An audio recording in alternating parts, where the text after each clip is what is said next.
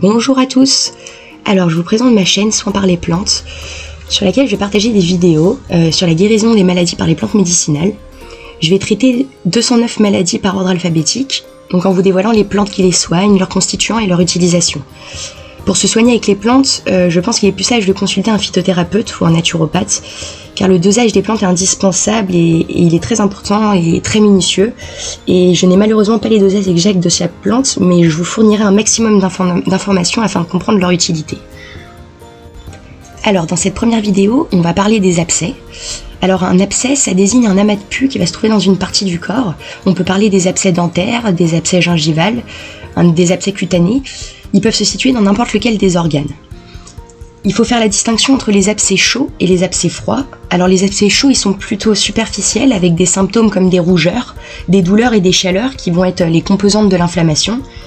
Et les abcès froids, eux, au contraire, vont se former plus lentement, sans réaction inflammatoire. Voilà. Et le pus, c'est un liquide épais qui est composé de globules blancs, de lymphe, de débris, de bactéries mortes qui s'accumulent dans un foyer infectieux. Alors du coup, j'ai trouvé deux plantes qui soignent les abcès.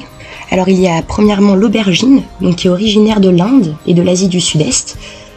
Les parties utilisées sont le fruit, le jus de fruits et les feuilles.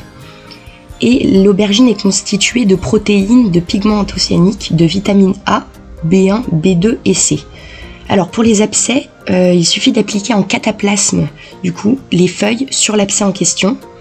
Alors il faut aussi savoir que les feuilles sont toxiques et qu'il ne faut pas les utiliser par voie interne. Et la deuxième plante, c'est le nénuphar blanc. Donc lui est originaire d'Europe. On va récolter le rhizome en automne. Les parties utilisées sont le rhizome et les fleurs.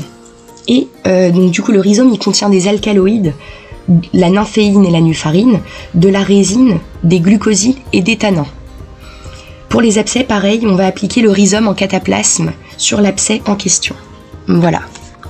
Alors je vous ai mis une petite vidéo, une petite photo de l'aubergine, voilà, avec les grandes feuilles. Donc ce sont ces feuilles-là en fait qu'on va appliquer en cataplasme, et ce qui va permettre en fait d'apaiser la douleur de l'abcès. Et voici le nénuphar blanc, une très jolie fleur qui va se trouver dans les étangs, les lacs, dans les canaux. Alors pour ceux qui veulent soigner leurs abcès, moi je leur conseille l'aubergine qui est quand même plus facile à trouver que le nénuphar blanc.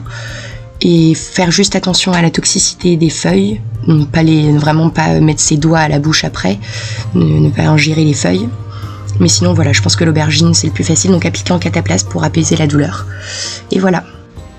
Je vous remercie d'avoir écouté et j'espère que cette vidéo vous aura servi et que vous allez vous débarrasser de vos abcès. Voilà, au revoir à tous. Merci.